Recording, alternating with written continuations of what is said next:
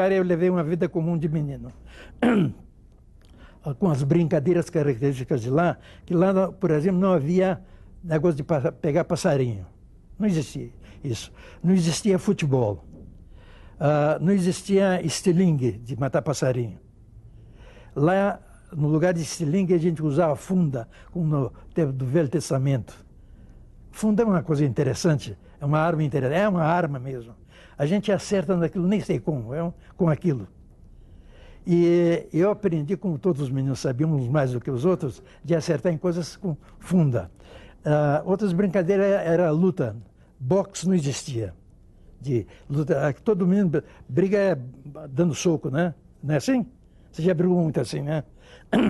Lá a coisa era a luta, é derrubar o sujeito, o colega, pisar com os joelhos em cima do ombro dele e esmurrar a cara, como se fosse um martelo.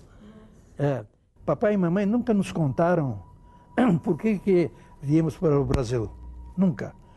Eles conversavam em búlgaro entre si e quando a gente aproximava, começavam a falar em português, um português mal falado, mal engendrado.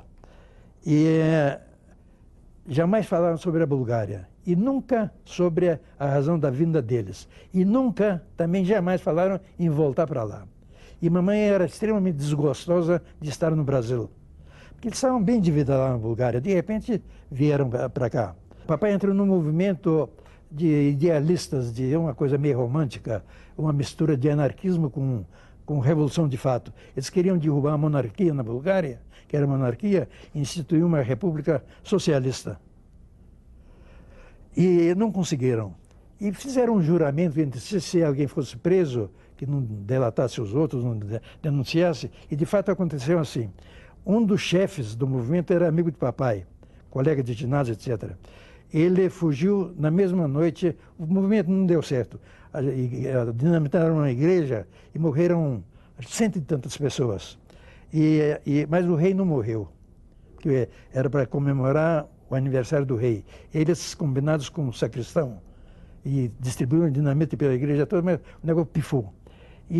Então, vários foram presos, não denunciaram ninguém, foram julgados em praça pública e fuzilados.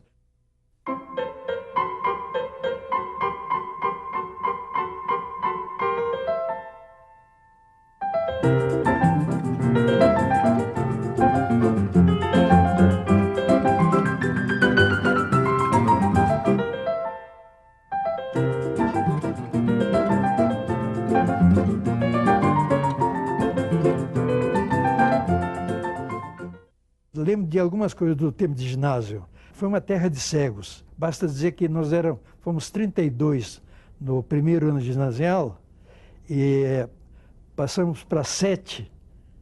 Era o único ginásio do norte de Minas. Passamos para 7 no segundo e foram não 7. Eu tirei primeiro lugar do primeiro ao quinto ano sem abrir um livro. Eu memorizava tudo. Naquela época, Getúlio queria transformar o escotismo, que era inglês, né, origem inglesa, Baden-Powell, em juventude brasileira, a maneira da juventude alemã, né, nazista, né, que posteriormente foi feita por Plínio Salgado. Também não deu certo. Então, Baden-Powell, como o escotismo como teve origem em Baden-Powell, em inglês, ele queria cortar aquilo, e naquela época ele deu um prestígio muito grande para os escoteiros. E, inclusive, teve concursos, tem um negócio chamado Jamboree, que até hoje esqueci o nome, o que significa. Era uma reunião dos escoteiros todos do Brasil, na Quinta da Boa Vista. E eu representei Minas Gerais em comunicação, negócio semáforo, de apito, Morse, etc., e tirei o primeiro lugar. E conheci Getúlio Vargas nessa ocasião. Foi feita uma comissão dos escoteiros assim mais evidentes, modéstia à parte estava no meio deles, para visitar Getúlio Vargas. Ele marcou o dia e tal, né? Então fomos o grupo, foi um caminhão do Exército nos buscar e nos levando no Palácio do Catete. Lá sentamos, esperamos, passavam políticos com cartola, na época, com pasta na mão, tal, entravam, saíam, e Getúlio Vargas não mostrava a cara. Aí chegou uma hora que o ajudante de ordens dele, todo engalonado, eu até pensei que fosse um general, porque tinha medalha, tinha uns cordões dourados no ombro, nos mandou entrar, nos levou lá. Aí Getúlio Vargas, atrás de uma escrivaninha toda esculpida, preta, lembro como hoje, vejo, estou vendo na minha frente. Ele sentado numa poltrona e fumando um charutão. E aí todos nós passamos e apertamos a mão dele, a mão fofa. Toda pessoa danada, sabe, genial, tem a mão fofa. Sou um imbecil que aperta a mão dos outros, viu? É mão fofa como se fosse feita de colchão de água, sabe? Você aperta, você não... pega no vento. E calado. Getúlio Vargas, então, ele nos perguntou a cada um quem que era, achou meu nome estranho. Olhou na lista, perguntou o que eu era. Então eu falei que era búlgaro e tal, contei para ele. Ele falou, búlgaro, Bulgária fica não sei onde, ele falou. Falei, é. E na ocasião, eles tinham preparado uns presentes para nós e mandou que nós abríssemos os presentes na frente dele. E então tinha uma caixa de chocolate suíço, tinha um canivete daquele de cruz vermelha, daquele suíço Victor, né? Cheio de garfo, de lâmina, de espeto, serrinha. E tinha, não sei o que mais, não lembro. Viu? E falou assim, eu só não puxo charuto aí, porque eu sei que escoteiro não fez uma brincadeira, né? Escoteiro não fuma, não bebe e não mente. Agora, eu já tenho um defeito, eu não posso ser escoteiro jamais, porque eu fumo, minto, eu minto demais e não sei o que mais que ele falou, que não servia para escoteiro, né? Aí nos despachou, nós ficamos muito gloriosos de ter visitado Getúlio.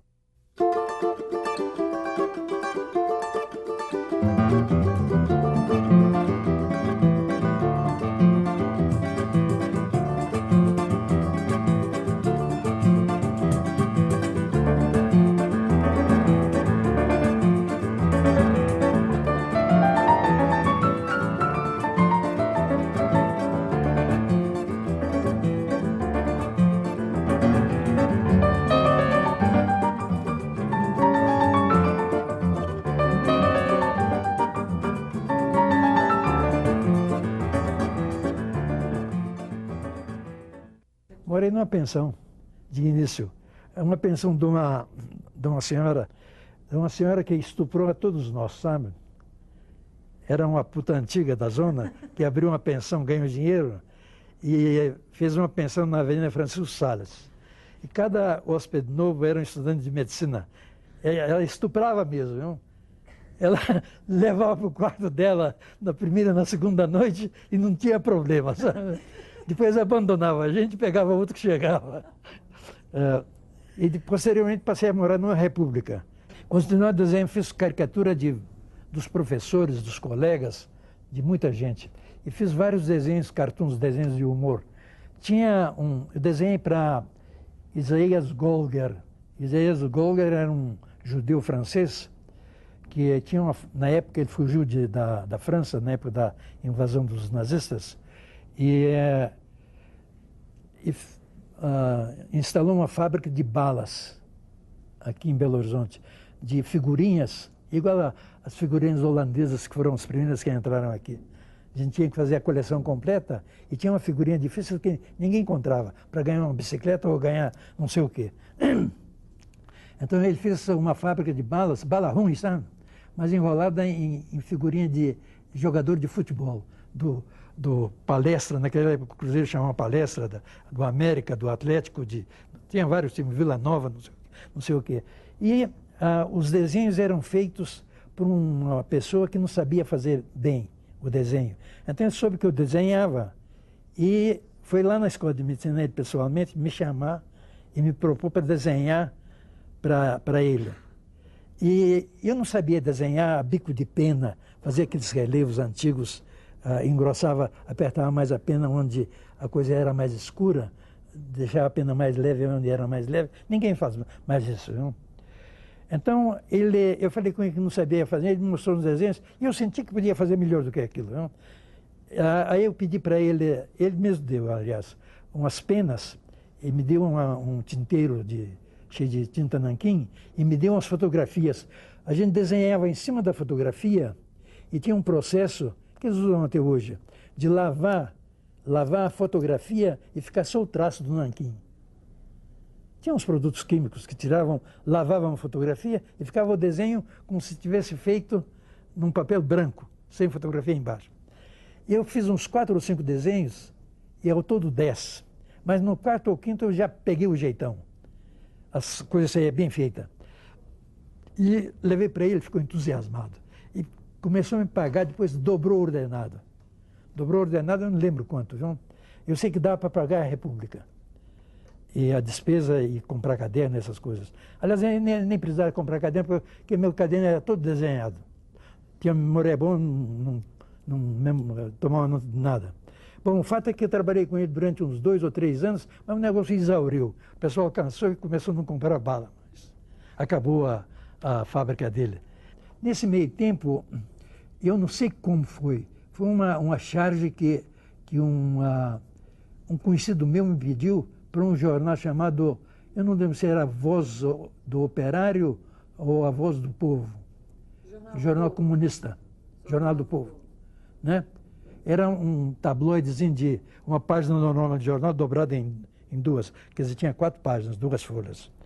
E na época eu fiz uns cartoons, umas charges, e pus o meu nome. Eu nem sabia que jornal que era. Pus o meu nome, aí o camarada que fazia o jornal era redator, distribuidor, jornalista e tudo. Fazia a apologia do comunismo e contra a entrada do Brasil na guerra. Ele dava instruções para a gente. Era um camarada que vivia constantemente com uma barba do mesmo tamanho. Não sei, ele cortava a tesoura, ele mesmo. Uma gravata ele não tirava do pescoço, encebada.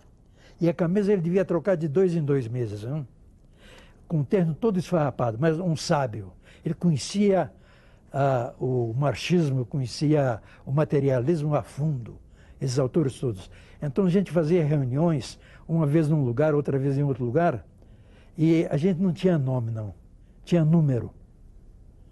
Ele me chamou primeiro para tirar meu nome do desenho. Falou, você não pode deixar vestígio nenhum que você que fez isso. Seu nome não pode constar em lugar nenhum aqui.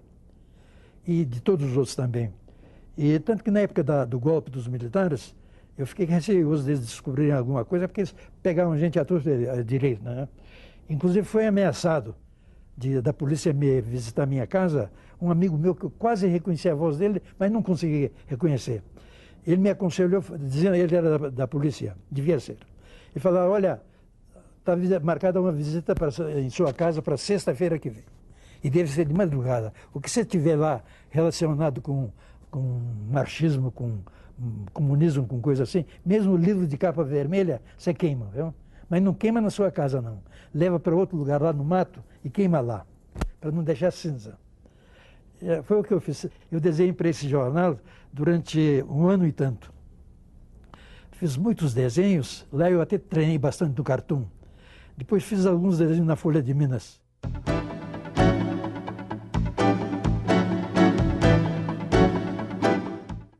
Eu passava pelo parque para ir para a escola e via lá sempre esse grupo que Janina mencionou, né? Desenhando folhas, galhos de árvore, coisa assim. Aquela turma. Eu achava que era uma turma de desocupados, sabe? Porque todo mundo naquela época, gente mais ou menos assim, de certa idade, estava na universidade. Inclusive tinha lá uns meio requebrando, e naquela ocasião, gay era um negócio chamado de fresco, né? E era um negócio degradante. Hoje não, hoje é uma coisa normal e aceitável, todo mundo aceita. E não tem nada demais. Mas eu pensava que era uma coisa de desocupados. E parava para ver, por curiosidade. Naquela ocasião, eu usava um cabelo comprido, era também uma coisa contraditória, porque foi na época que o Brasil entrou, tinha entrado na guerra, ou ia entrar, e todo mundo, não tinha entrado ainda, todo mundo cortava o cabelo a Príncipe Danilo, raspado aqui, com a tochazinha aqui em cima, e tinha um pessoal do CPOR, colegas, que quebravam o boné para parecer SS, os soldados americanos, né? E ninguém podia conversar com eles, já achavam que eram nazistas, né? E eu, acho que para contradizer isso, deixava o cabelo comprido, o meu cabelo ficava no ombro. Agora não que estou careca, mas ainda continuo, tentando continuar. Mas, então, todo mundo que passava na rua, eu olhava, virava assim e olhava para mim, porque era exótico. Conheci Guinhar no parque. Aí um dia ele me chamou, perguntou quem eu era. Ele nem deu atenção na minha resposta, mandou sentar numa cadeira e pediu uma tela para fazer meu retrato. Porque eu era uma figura meio exótica, meio assim, sei lá, anômala. E ele me pintou, me fez o retrato. Aí uma moça, eu não lembro quem desses descendentes dele, falou: ô professor, esse quadro é meu. Porque eu que dei a tela. E tudo que se pedia a Guinhar, ele dava. Ele deu o quadro para ela. E até fiquei meio assim, pensei que fosse me dar o quadro, o retrato que era meu, né? Quando foi mais uns dias depois, eu comecei a parar com mais frequência para olhar. Ele mandou sentar de novo, fez outro quadro. Esse primeiro que ele fez, eu não descobri com quem que ficou, porque houve duas retrospectivas dele aqui, uma no Palácio das Artes e outra no Museu da Pampulha, e eu vim especificamente para ver se encontrava esse quadro, porque foi um quadro diferente dos outros. Ele fez minha cabeça, o meu tronco, menores proporcionalmente do que o tamanho da tela. E para não deixar a tela em torno vazia e a minha figura solta, eu fiz uma espécie de moldura com as grinaldas de flores. Me falaram, Pierre Santos, que é crítico de arte, era amigo dele, falou que foi o único quadro que ele fez dessa maneira. E eu achei que o quadro ia aparecer aqui, não apareceu, não, em nenhuma das exposições. Depois ele fez esse outro quadro a óleo, e falei: ô professor, esse quadro vai ser meu. Falei logo de início. Não? Falou: não, esse quadro vai ser dele. Aí uma pessoa que deu o quadro, a tela, falou: não, esse quadro... Falei: não, esse quadro vai ser meu, eu vou trazer uma tela nova. E de fato levei a tela nova depois para ele. Aí eu levei o quadro, ele até me ensinou a levar o quadro molhado ainda, lá para casa, né? E eu deixei em cima do guarda-roupa, mudei de república, esqueci em cima do guarda-roupa de cara para cima, para secar. E depois voltei para procurar, tinha desaparecido. Depois ele fez um desenho para mim excelente, mas bum, o desenho, viu? Num papel grande. Me deu o desenho e eu preguei no guarda-roupas com 4 taxas. Guarda-roupa naquela ocasião era um trenzinho desse fininho, sabe? Não tinha essas camadas de compensado, não. E aí cheguei lá um dia, tinham feito uns óculos, um bigode, uma barba e 2 cachimbos. Porque ele tinha feito com um cachimbo de um lado e tinha enfiado outro cachimbo do outro lado. Eu achei engraçado o negócio. Achei engraçado e deixei lá. Mas tempos depois eu mudei também de novo, a gente mudava sempre de república. E esqueci lá, fui procurar, eles tinham levado. E antes de morrer, ele fez um retrato meu que eu tenho até hoje. Ele fez 4 retratos meus. Mas ele nunca foi meu professor. Eu já vi ele corrigindo, dando sugestões para os alunos dele, corrigindo alguma coisa, ele pintando várias vezes, porque não sei se vocês ouviram falar em Santiago Americano Freire. Santiago Americano Freire era professor de farmacologia. E ele me escolheu quando estava fazendo vestibular para trabalhar com ele. Mas antes disso me deu um teste para fazer, para ver se eu tinha espírito de pesquisa, porque a função dele era fazer pesquisa. Na ocasião eu estava trabalhando sobre tratamento de doença de Chagas e de malária, que não tinham tratamento. E eu ajudei nesse trabalho durante uns 3 anos. E ele me deu o teste, me falou que eu fosse lá no laboratório dele, e me deu o teste para eu resolver. E uma das partes do teste era desenhar um lápis. Eu não sei se ele inventou o teste ou se já existe, mas de qualquer maneira vou dar uma referência a esse teste, porque é muito curioso o teste, viu? Ele me mandou desenhar um lápis. Se eu mandar vocês desenharem um lápis, o que vocês vão desenhar? Uma vareta com a pontinha em cima, né? Outro lápis, falou que eu desenhasse outro. Desenho com uma borracha embaixo. Outro lápis, desenho um lápis com 2 pontas. Outro lápis, desenho não sei o que, lápis oitavado. Outro lápis, lápis quebrado. Outro lápis, mais lápis. Lápis de carpinteiro, aquele meio chato, vermelho. E mais lápis. E desenhei mais uns 2 ou 3, não lembro. Falou: eu quero mais um lápis. Falei: professor, eu não sei mais o lápis, não. Falei: eu vou ler. Acho que ele foi mijar. E na hora que eu voltar, eu quero esse desenho pronto. Lápis diferente desses, viu? Lápis quebrado eu tinha feito. lápis de duas pontas. Aí, a hora que ele virou as costas, veio um insight, um repente. E desenhei um círculo com um ponto no meio, ponto preto no meio. Quer dizer, um lápis assim, ó. Aí ele deu um murro na mesa e falou: "Você é um filho da puta!" Foi a primeira e última vez que convivi com ele até morrer. Ele morreu já. Nunca ouvi outra vez ele xingar um nome feio. Ninguém. Inclusive de pessoas que ele tinha raiva. Você foi o único que fez esse desenho. Você vai ser pesquisador. Puxa, eu fiquei com uma coroa de Napoleão na cabeça, viu? Foi um negócio. E trabalhei durante 4 anos com ele. Depois eu vi que não tinha jeito para pesquisa e fui fazer cirurgia, que era uma coisa mais artesanal, mais manual. Santiago pertenceu à coluna Prestes. Era médico da coluna Prestes. Era comunista. E Santiago, passaram por essa cidade e Santiago estava com tifo. Então acabou ficando na cidade. Só tinha esse médico lá, russo. E o médico, como o Santiago era médico, chamou para a casa dele. E lá eles se envolveram, tratou dele, sarou, se envolveram, ele e Ariadna, dona Ariadna. Era uma mulher muito bonita. E ele conviveu com isso, o médico, o marido dela, porque era impotente. E conviveram até morrer.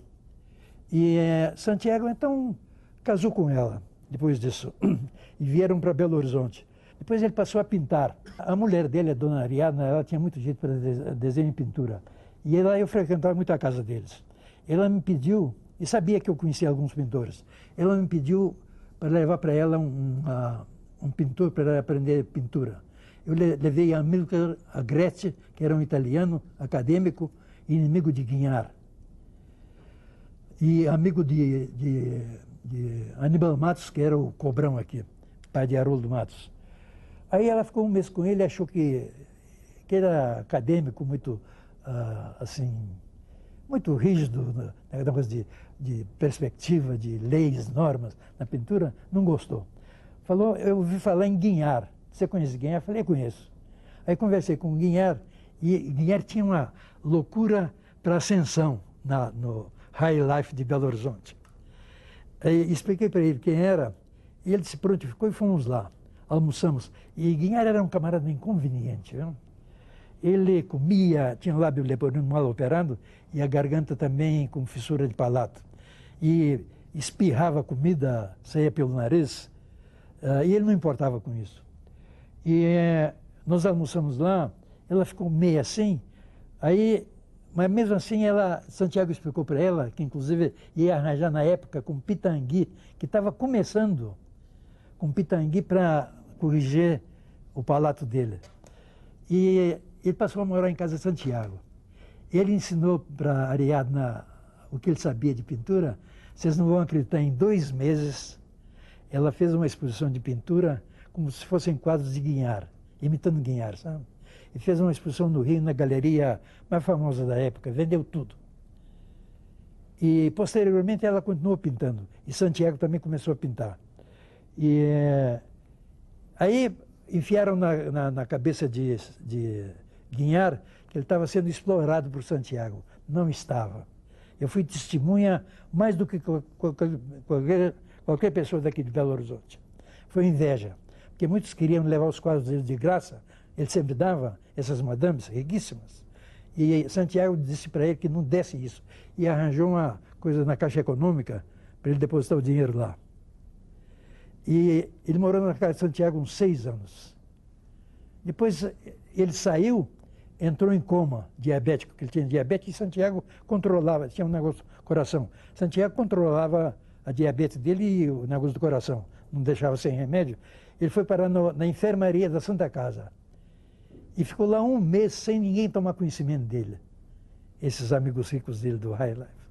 Santiago foi lá com certo constrangimento, porque ele brigou com Santiago e falou que Santiago era um ladrão, porque enfiaram isso na cabeça. Guignard era um menino. A idade mental dele era de um menino de 6 anos. Aí Santiago foi lá e tornou a levar para casa, mas as madames pegaram e levaram para Ouro Preto, compraram uma casa lá para ele, a prefeitura deu, e ele morreu lá, adoeceu e morreu. O Wilde Lacerda, já ouviram falar nele? O Willio Lacerda passou a morar com ele. Teve uma época que o Willio Lacerda teve uma influência gigantesca de Guignard e passou a fazer quadros quase iguais aos de Guignard. E eles falaram até que certos quadros eram falsificados por Willio. Não foi falsificação, foi identidade com o professor, o mestre, né?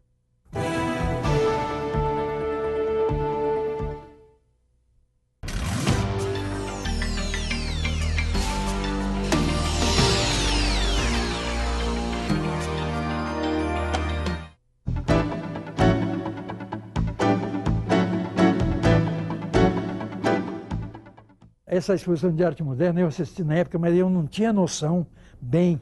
Eu sabia que eu estava gostando, inclusive fui lá umas 3 vezes. Foi uma exposição de arte moderna que o mineiro, o belo-horizontino, foi antes de Guignard. Passou a tomar conhecimento do que é arte moderna, arte contemporânea, não só em São Paulo, Rio de Janeiro, que já estava acontecendo há muito tempo, como principalmente na Europa e Estados Unidos. E aqui nós sempre fomos imitadores, plagiadores do que se faz lá. Em tudo. Toda a arte brasileira, toda, até pouco tempo, era imitar, até hoje, é imitação do que se faz na Europa. E atualmente, principalmente nos Estados Unidos. Portinari, de Cavalcante, e vários outros, Cícero Dias, todos eles são filhos prediletos, principalmente de Cavalcante, de Picasso, de uma fase de Picasso. Naturalmente, eles, no correr do tempo, se personificaram e mudaram a coisa.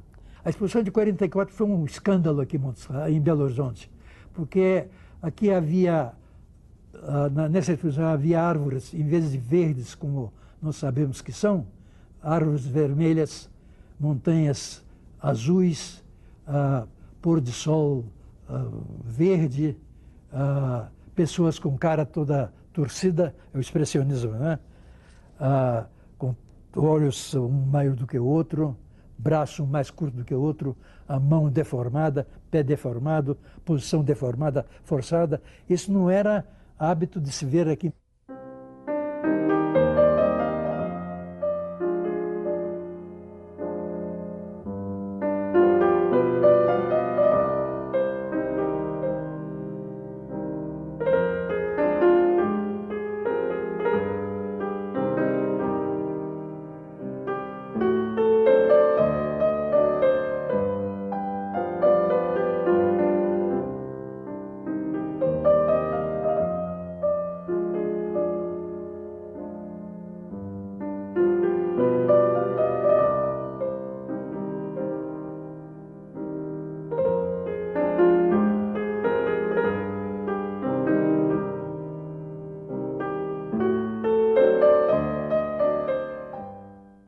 Eu ganhei uma bolsa de cirurgia plástica em Montreal.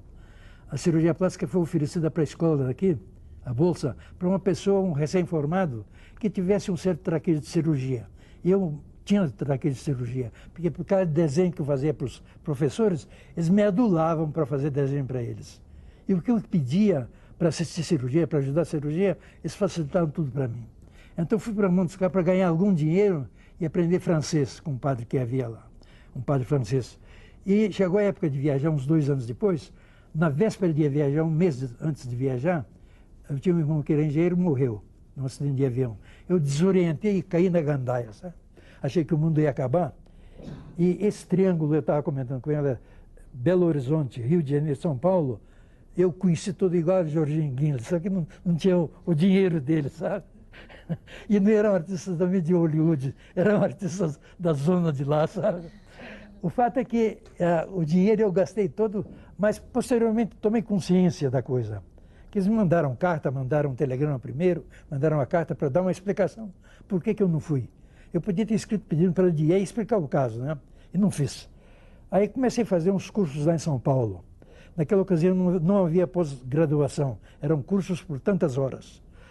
E considerava o curso completo quando a pessoa completasse tantas horas. Então eu fiz vários cursos com os 3 cirurgiões plásticos que havia em São Paulo.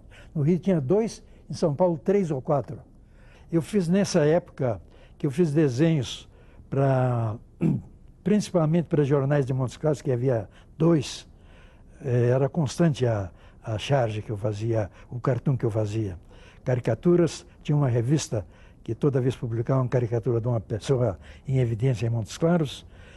Desenhei para uma revista que era de João Goulart, chamada Edição Extra, em São Paulo, que tinha pretensões de concorrer na época com Cruzeiro e Manchete. A Manchete era melhor do que a Cruzeiro. Cruzeiro era dos Diários Associados e a Manchete de Adolfo Bloch.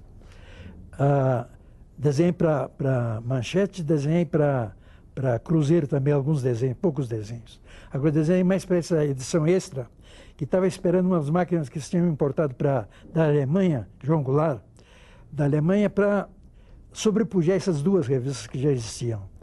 E quando as máquinas chegaram, houve o golpe dos militares, a revista acabou, meus desenhos também parei de mandar, porque não havia quem publicasse, e as máquinas sumiram, e João Goulart foi embora e tal, né? E posteriormente passei a desenhar para Careta.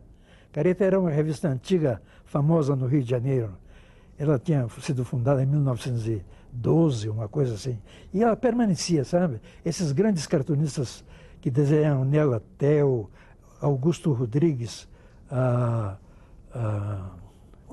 um mundo, J. Carlos, que foi o maior cartunista do Brasil, caricaturista, Álvaros, eles desenharam nela. Nessa época não desenhavam mais.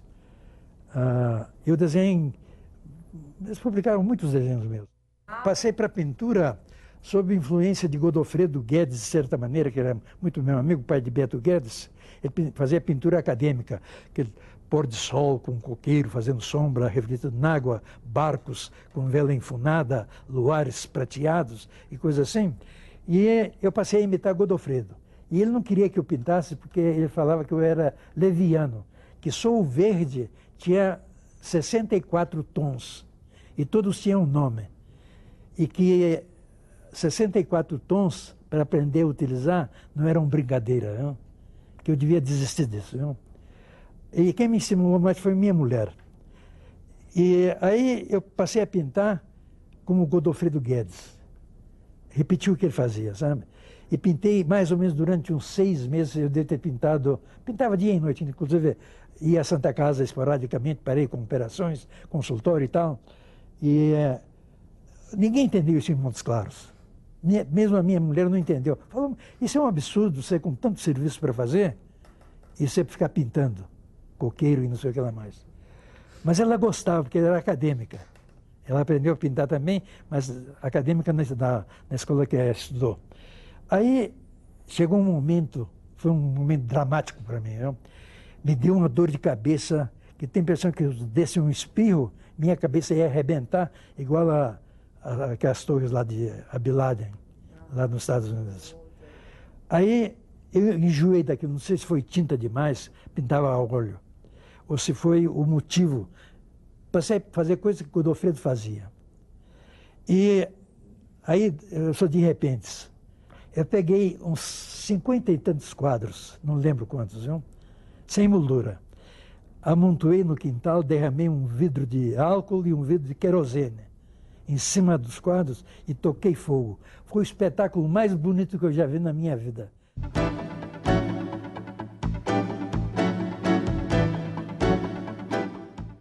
Darcy Ribeiro foi meu colega de ginásio, foi meu colega no início da escola de medicina e ele era sempre considerado como um chato. Tanto quando ele morreu, não foi quando morreu, quando ele visitou Montes Claros, depois de Islado, a primeira vez, eles me pediram para escrever um artigo, pediram vários amigos dele para escreverem um artigo sobre ele. Eu escrevi um negócio, o título do artigo era assim, Darcy Ribeiro é um chato. E expliquei por que era um chato. Porque ele, no tempo de ginásio, ele não gostava de conversar com nós, colegas dele, gostava de conversar com os professores. Andava com os livros dessa grossura em francês de Voltaire, de não sei quem lá mais, sabe? Livros em alemão, que ele nunca soube alemão. Ele não sabia nada disso, nem inglês ele sabia. Livros de Dickens, de Allan Poe. Então era um chato. E ele gostava demais de conversar com o tio dele, que é pai de minha mulher, meu sogro, Dr. Plínio, que era um intelectual, poeta, escritor e tal. Foi deputado federal. E ele teve uma influência gigantesca sobre o Darcy. Uma coisa que ele ensinou para ele, que Darcy repetia de vez em quando, que ele tinha dito para Darcy, que não perdesse tempo com gente que soubesse menos do que ele, ou pudesse menos do que ele, que tinha que conversar sempre com alguém que pudesse tomar alguma coisa dele, sabe? E Darcy procedeu exatamente dessa maneira. Ele foi estudar sociologia. Primeiro foi viver com os índios, por influência de Rondon e dos irmãos Vilas Boas. Viveu lá 9 ou 10 anos. Ele e Berta já estavam casados, a primeira mulher dele. E de lá ele voltou e foi estudar sociologia, ou já tinha feito sociologia, parece, em São Paulo. Lá ele conheceu um monte de gente brasileira e internacional também. E o Darcy era uma máquina de pensar, que escreveu um romance na Escola de Medicina. Esse livro desapareceu. Ele acho que queimou, jogou fora. Depois ele foi para o Rio e lá ele entrou para o Partido Comunista. Eu conheci Prestes posteriormente, não na época da coluna. Posteriormente, quando já estava legalizado o Partido Comunista, almocei com Prestes, Santiago me convidou para eu conhecer Prestes. Na época eu só fiquei olhando e escutando, nem me deram bola, era estudante de medicina, né? E eu lembro que ele me apresentou como assistente dele para eu ter mais importância na mesa. Foi uma brincadeira. Mas eu conheci Prestes. Prestes ficava calado ouvindo. Era desse de uma mão macia. O Darcy, então, ele foi para a Europa nessa ocasião. E lá ele passou a fazer conferências sobre o regime político do Brasil, explicar realmente o que havia aqui, como que a coisa era aqui, porque os militares, eles pegaram Tancredo Neves, ao contrário do que vocês imaginam, pensam, pegaram Tancredo Neves e Ulisses Guimarães e cevaram. O que eles queriam, eles davam, para mostrar que o Brasil era uma democracia, apesar do governo ser militar. Tancredo Neves, por exemplo, que é idolatrado, para mim Tancredo Neves foi um bandido, viu? Porque ele foi cevado por Getúlio, foi cevado pelos militares, e sempre na crista, sempre nadando igual a um bagaço na enchente. Ulisses Guimarães, a mesma coisa. Agora, quando pintou a democracia, que era inevitável, não foram eles que fizeram a democracia, que fizeram voltar a democracia. O povo que sentiu e fez isso, o povo cansou da ditadura. E a ditadura cometeu o erro que toda ditadura comete, a prepotência e o grupo de mando. Formou uma hierarquia, uma dinastia dentro do poder. Agora, eles simplesmente se arvoraram em mentores dessa virada. Mas quem fez a revolução, a contra-revolução, foi o povo, os estudantes, etc. Não foram eles.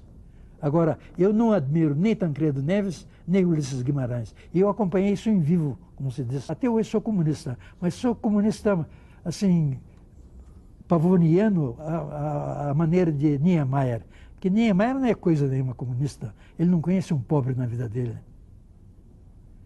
Eu conheci o pobre na carne, porque no norte de Minas a população é paupérrima e ignorante em todos os sentidos. E eu sou comunista, como eu falei, mas comunista manso. Eu não sou capaz de pegar numa espingarda para defender ideias comunistas. E não sou capaz de matar uma pessoa por causa de uma ideia. Tanto é que eu perdi muito tempo salvando bandidos canalhas em cirurgia. Canalha mesmo. Camarada que matou 2, 3 de tucaia e foi ferido. Eu perdi tempo de operar um camarada desse. Devia deixar morrer. Canalhas mesmo, viu? Um camarada desprezível em todo sentido, que não é um ser humano. É um animal irracional. E perdi noites fazendo isso. Quer dizer, eu devia ter feito isso, viu? Eu tenho arrependimento de não ter feito isso. Deixa simplesmente morrer, então não fazer a cirurgia direito. Deixar o negócio sangrar, falar que não tem jeito.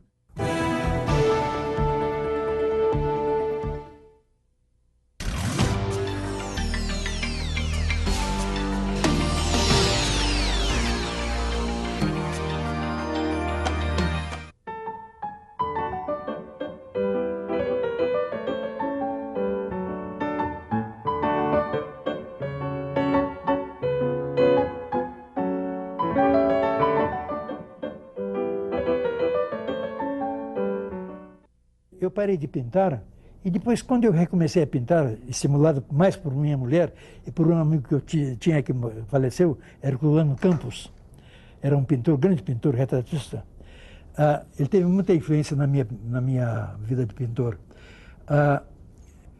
Eu não sabia o que pintar.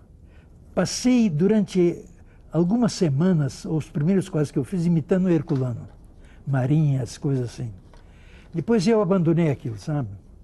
Porque estava vendo claro e nitidamente que eu estava imitando o Herculano.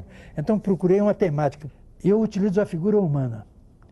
Utilizo a figura humana e passo o que eu quero com a figura humana. Em matéria de expressão, eu estava comentando que a mão, na pintura figurativa como é a minha, que utiliza mais a figura humana, a mão é muito mais difícil do que o próprio rosto. E muitos pintores, mão e pé, você fazer um pé sem sapato, é muito mais difícil do que você fazer o rosto. Mas um pé fluido, um pé solto, um pé com personalidade, com vida, com movimento. Mão é a mesma coisa. Agora, a expressão de rosto eu faço o que eu quero. O que eu quero. Só quem fez desenho de humor, caricatura, que é capaz de fazer isso. Não? Eu comecei a pintar mulheres nuas, porque eu tinha precedentes. Eu conheço bem o corpo feminino, porque fui farrista, tirei fotografias e pintei e bordei. Então comecei a pintar mulheres nuas, não indecentes, obscenas, não eróticas explícitas, mas mulheres até ingênuas, que podem ser vistas por crianças ou por um cristão fervoroso, um moralista fervoroso. Mas a minha mulher e vários amigos falavam que aquilo não era conveniente ser feito em Montes Claros, inclusive por um médico, que o marido mandava a mulher para fazer consulta comigo. Como é que ele ia confiar em mim se eu pintava mulheres peladas? Aí parei com mulher pelada. Não? Depois eu resolvi fazer o extremo, fazer um santos. Eu sempre tive assim, uma atração pelo místico. E comecei a fazer um santo, São Sebastião, Cristos. Eu fiz vários, inclusive um dos primeiros foi esse que vocês têm aí. Ele é bonito. Quando vocês tiverem uma folga, vocês observem de novo os detalhes dele. Ele não tem crucifixo. Aquele fundo dele é muito bonito. Passei a fazer santos. Mas aquilo não estava no meu sangue, sabe? Eu senti que aquilo tudo era falso. Fiz São Sebastião, Nossa Senhora, tudo a minha maneira, meio quase próximo do cartoon, da caricatura. Eu evitava isso, porque com a religião dos outros não se brinca. Eu não me meto na religião de seu ninguém. E não quero que se metam na minha também.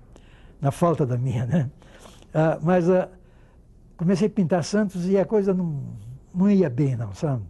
Aí resolvi pintar paisagens. Nunca tive afinidade com paisagem. Pintei flores. Também enjoei de pintar flores, viu? Em geral, falei, eu acabo ficando viado com isso, negócio de pintar flor. Parei com flores também. Viu?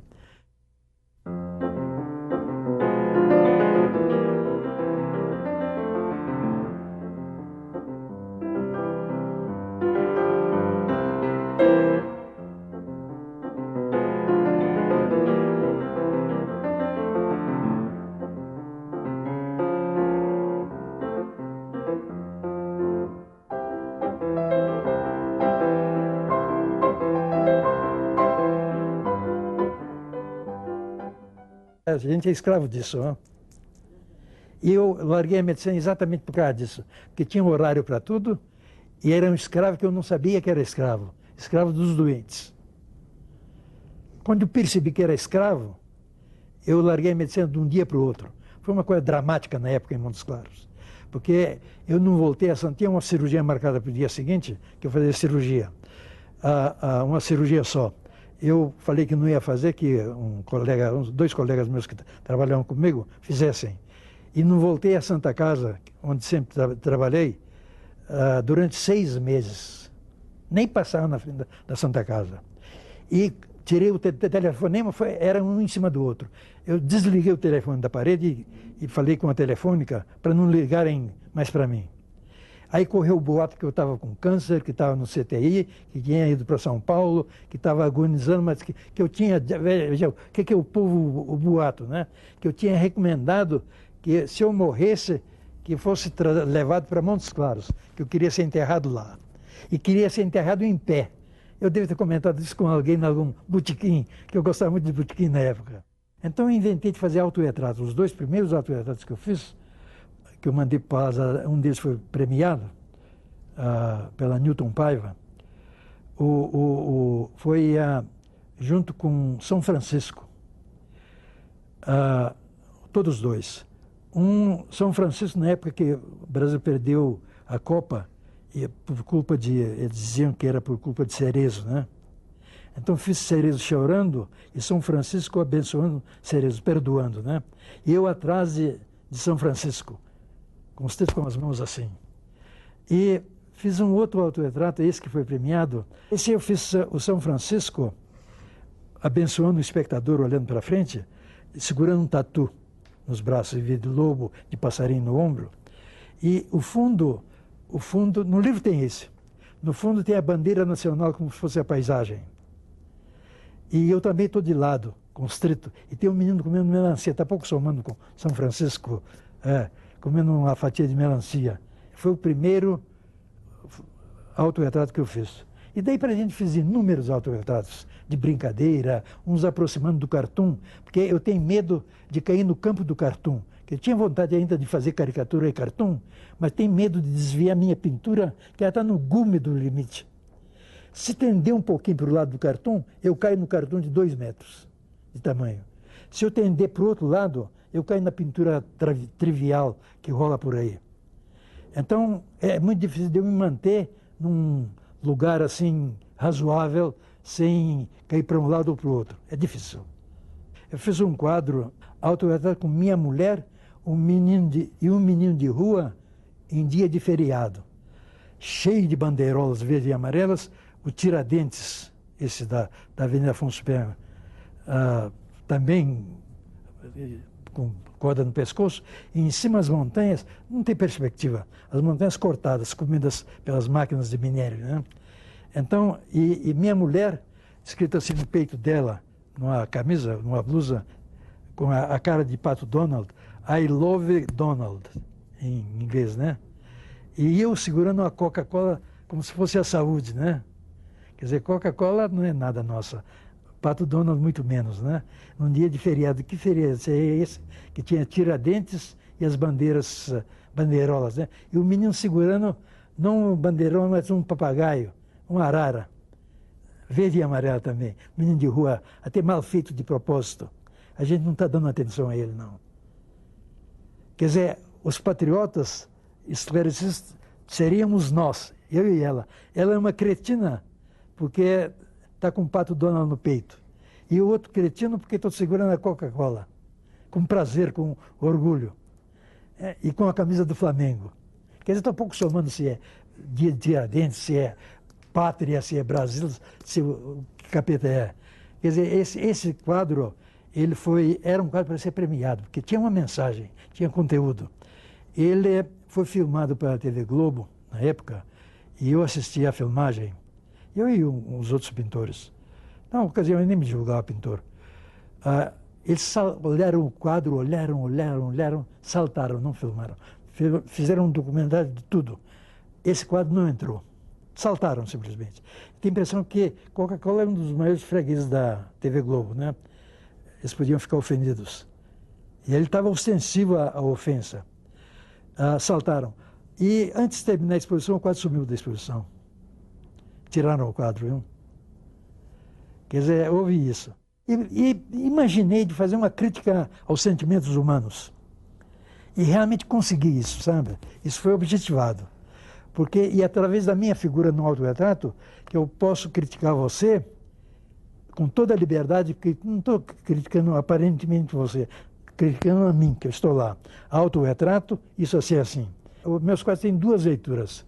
Uma leitura imediata, que dá uma risadinha, a reação é essa. E a outra, você sair preocupado com aquilo, não? Porque ele está se vendo ali. Porque eu estou explorando os sentimentos humanos, as frustrações, as alegrias, os bem-feitos, os mal-feitos do homem. E consigo. Minha mulher de início foi contra isso. Porque a coisa estava explícita demais, certas coisas. Em que ela ficou meio com ciúme, porque ela é meio ciumenta. Eu fiz um quadro que sou eu, a Marilyn Monroe, não, como é que chama? Gal Costa nas minhas costas, mas eu sou um centauro, quer dizer, cabeça de gente e corpo de cavalo. Gal Costa sentada em cima de mim. E tem uma estátua de um minotauro, um touro, lambendo a boca, porque está olhando para cego, mas está olhando para Gal Costa. E eu estou olhando também para Gal Costa, com a cabeça virada. E ela está segurando uma figa. O título é assim: Autorretrato com Minotauro Cego e Gal Costa mostrando coisas da Bahia. Só isso. Ela chegou a ficar com ciúme, porque achou que Gal Costa podia tomar conhecimento do quadro e querer comprar o quadro e apaixonar por mim. Imagina só. Só faltaria isso. Hoje em dia não existe o conceito clássico, tradicional, que a arte seria, que vem desde os gregos e troianos, que a arte seria a representação do belo. O belo não tem nada a ver mais com arte. Hoje a definição mais lógica, eu pelo menos acho isso, é que traz um impacto, traz um chute na canela do espectador, um chute no saco do espectador. Quer dizer, é a surpresa, é o impacto. Seja feio ou bonito, não importa. Tem coisa feia, desagradável, que traz impacto, é arte, eu acho. Não? As pessoas seguem o tradicional. Na arte é a mesma coisa. Um autor copia o outro, com outras palavras. Copia a ideia do outro e a opinião do outro. Os críticos, em geral, se baseiam no que eles leem, no que eles aprendem. Em geral, são professores universitários e no que ensinam. Porque é mais fácil ensinar uma coisa que você ensinou no ano anterior e repetir aquilo do que você criar e pesquisar nos conceitos. Tanto que raras vezes um professor universitário de arte sobressai na arte, porque ele tem peias, tem cadeias, tem grades intransponíveis. A pintura hoje, a arte em geral, é como se fosse um cachorro criado na rua. O que te passar pela cabeça, você faz.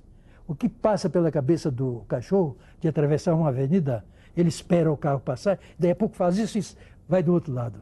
Na arte de hoje, que ela não transmite nada, na maioria das coisas que a gente vê, principalmente na arte atual, que qualquer camarada que tem um pouco de imaginação cria um monte de tijolo com uns sapatos velhos e fala que é uma instalação. Outro põe fogo nessas cadeiras aqui, fala que é happening. Outro dá um chute na sua canela, fala também que é happening. Fotografa, registra na televisão e guarda aquilo como um acontecimento na vida artística dele. Outro pinta em cima de tela com pincel, com não sei o quê, e põe uma moldura com 6 quadros, faz uma exposição. E fala que minha arte é isso e começa a dogmatizar. O que eu digo, tem um momento que eu sinto que eu falo como se eu fosse o entendedor da arte, o mentor da arte, não é nada disso. Eu sou mentor para mim mesmo, sabe? Até vocês falarem alguma coisa que me contradiga.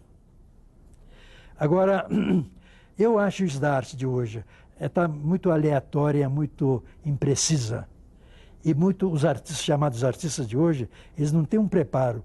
E depois vem o decorador, que é o mentor, atualmente, dessa coisa chamada arte. Os críticos não são mais. Tanto que em jornal, vocês não veem mais artigos de críticos, porque estão além o texto deles está além da compreensão do leitor de jornal. Nós só temos um crítico aqui, 2 críticos que escrevem para jornal. É o Carlos Pertcold e Morgan da Mota. Eles escrevem de uma maneira mais simples, então o leitor de jornal ainda entende o que está lendo e encontra na exposição o que eles estão descrevendo no texto deles publicado no jornal. Eles são muito ricos, os críticos de arte, em sinônimos, em adjetivos. Quer dizer, diz a mesma coisa lá, aqui agora, daqui a pouco repete a coisa com outros sinônimos, outros adjetivos, e em geral fazem elogios quando desconhecem o pintor, ou principalmente quando conhecem, são amigos do pintor, só é elogio. Já fizeram críticas a respeito do meu trabalho, que eu não sou nada nessa história, mas já fizeram crítica, que essa crítica podia servir para mim como foi feita realmente para mim, mas podia servir para João Pereira da Silva, que pinta um abstrato, sei lá o quê. É um negócio da beleza, do equilíbrio das cores, a riqueza de movimentos, não sei o que lá mais. Não?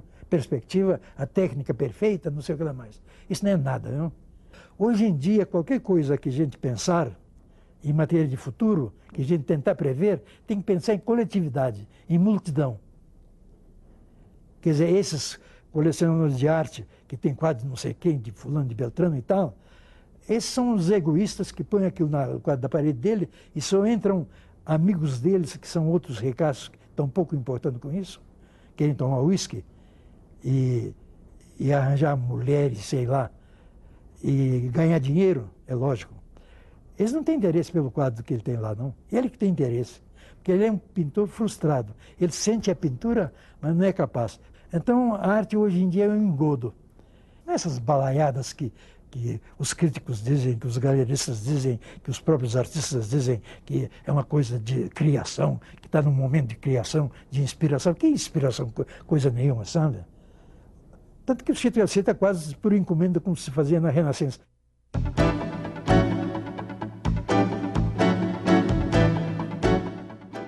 E eu nem sei falar, que ela é como falar de Niemeyer, ou falar de Darcy Ribeiro, ou como falar de sei lá de quem.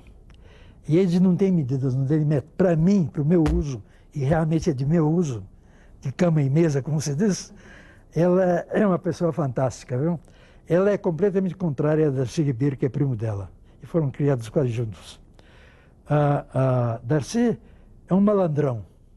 E ela foi criada da maneira que foi, colégio de irmãs francesas, Sacré-Cœur de Marais, era o colégio mais granfino na época. Tomava um banho, ela conta, de camisola.